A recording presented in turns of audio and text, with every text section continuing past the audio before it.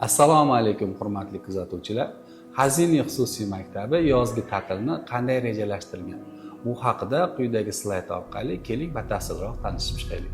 Yozgi ta'lim-tarbiya dasturi iyun-iyul oylarini o'z ichiga olgan bo'lib, farzandingiz uchun 2 oy davomida bilim, madaniyat, sog'lom turmush tarzi uyg'unlashtirilgan holatda darslar amalga oshiriladi. Kun tartibimiz 8:00 dan 16:00 gacha bo'lgan oraliqni o'z ichiga oladi. Fanlar va rivojlanish yo'nalishlari nimalarni o'z ichiga oladi? Umumiy fanlar, mantiqiy fikrlash, tillar, ingliz tili, rus tili, arab tili, koreys tili hamda turk tili.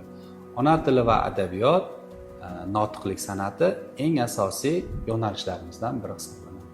IT mashg'ulotlari, zamonaviy ko'nikmalari, kompyuter savodxonligi, kod yozish, dizayn ko'nikmalar, Canva, sun'iy intellekt. Qizlar uchun pazandachilik kurslari, hamshiralik kurslari, qo'l jangi yigitlar uchun, shaxmat shashka to'garaklari hamda badiiy gimnastika.